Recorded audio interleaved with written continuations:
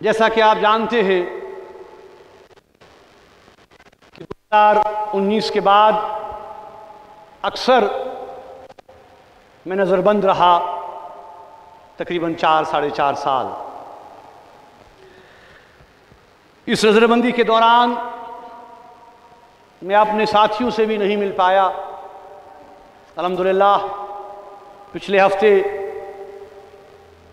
میں ایک طویل عرصے کے بعد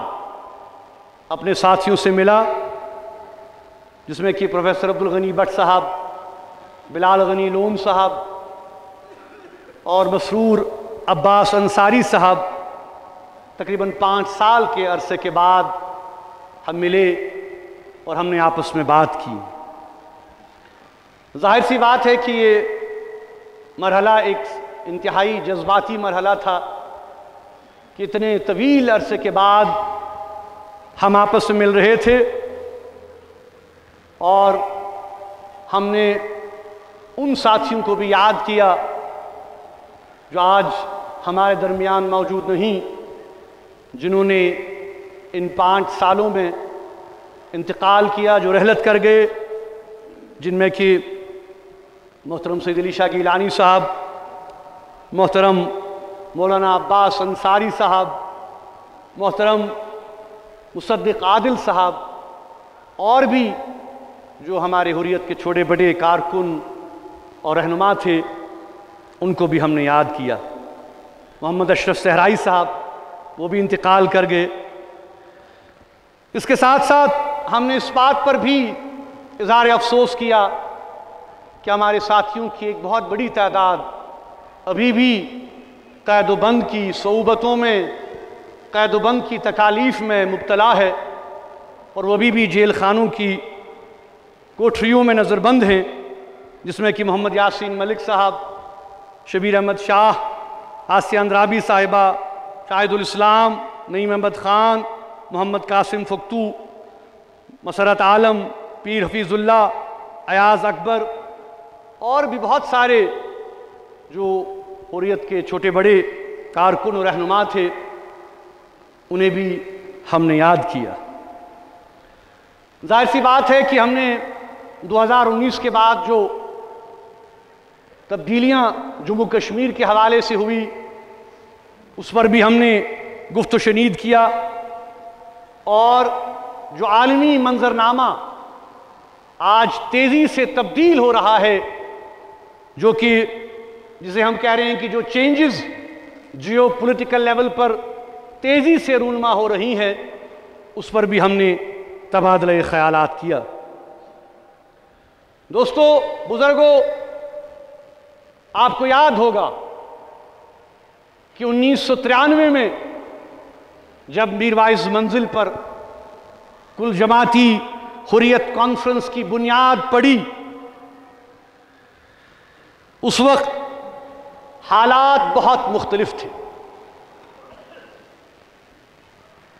93 میں جب حریت کانفرنس کا وجود عمل میں آیا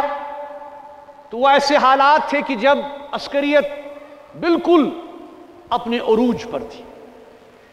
اور اس وقت بھی اگر آپ دیکھیں کہ کل جماعتی حریت کانفرنس نے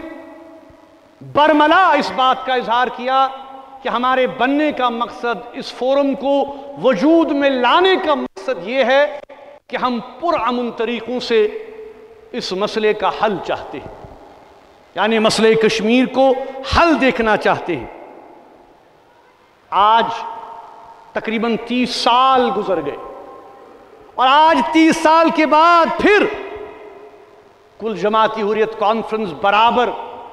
اسی موقف اور منشور پہ کھڑا ہے کہ جموں کشمیر کے مسئلے کا سیاسی حل فوجی طاقت سے نہیں، بندوق سے نہیں، بلکہ بات چیت سے نکلے گا۔ بزرگوں، آپ جانتے ہیں کہ کچھ دن قبل ہی وزیر اعظم نریندر مودی صاحب نے برکس کے جو سمٹ ہوا روس میں، وہاں پر ایک بڑی اہم بات کہی اور جس بات سے ہم سب بالکل متفق ہیں، انہوں نے کہا کہ آج کا جو دور ہے، آج کا جو وقت ہے، وہ ڈائیلاگ اور ڈپلومیسی کا وقت ہے۔ آج کا دور جنگ کا دور نہیں ہے، اور ہم بالکل یہی مانتے ہیں کہ جنگ و جدل سے مسئلے حل نہیں ہوتے، مسئلے الجھ جاتے ہیں، اور ہم بھی یہ محسوس کرتے ہیں کہ اسی سوچ کو، اسی فکر کو آگے بڑھانے کی ضرورت ہے۔ ہم نے ماضی میں بھی اس فکر کو آگے بڑھایا۔ آپ کو یاد ہوگا کہ مشکل ترین حالات میں جب ہماری مخالفت بھی ہوئی، لیکن تب بھی ہم نے بات چیت کے عمل کو نہیں چھوڑا۔ چاہے ہم نے واجپئی صاحب کے ساتھ بات کی، چاہے ہم نے منموہن سنگھ صاحب کے ساتھ بات کی، چاہے ہم نے پرویز مشرف صاحب کے ساتھ بات کی، تو مدعا اور مقصد یہی تھا کہ خون بہت بہہ چکا ہے، خون بہت بہہ رہا ہے، ہمیں راستہ اختیار کرنا ہے ڈائیلاگ کا، بات چیت کا۔ اور آج آپ دیکھ رہے ہیں کہ جموں کشمیر میں 30 سالوں سے یہ خون بہنے کا عمل، انسانی جانوں کے ضائع ہونے کا عمل برابر جاری ہے۔ آپ نے دیکھا کہ گگنگیر میں پچھلے ہفتے بے گناہ لوگ مارے گئے، ہم سب نے اس کی مذمت بھی کی، ملامت بھی کی، لیکن افسوس کی بات ہے کہ یہ سلسلہ نہیں رک رہا ہے۔ آپ دیکھیں کہ کل ہی گلمرگ جیسے ہائیلی سیکیور اور سینسٹیو ایریا میں بھی تشدد ہوا ہے، انسانی جانوں کا ضیاع ہوا ہے۔ یہ بھی ایک تشویشناک صورتحال ہے۔ ان سارے معاملات کی تحقیقات ہونے کی ضرورت ہے۔ ہم ایک بار پھر یہ بات دہرانا چاہتے ہیں کہ جہاں تک جموں کشمیر کے عوام کا تعلق ہے، یہاں کے عوام، یہاں کی تحریک پسند قیادت، حریت پسند قیادت ماضی میں بھی پرامن طریقوں سے مسائل کے حل کی خواہاں تھی، اور انشاءاللہ آئندہ بھی ہماری کوششیں اس سمت میں جاری رہیں گی جہاں پہ ہم یہ کوشش کر سکیں کہ اس مسئلے کا پرامن اور پائیدار حل نکالا جا سکے۔ آخر پر میں پھر سے تمام ان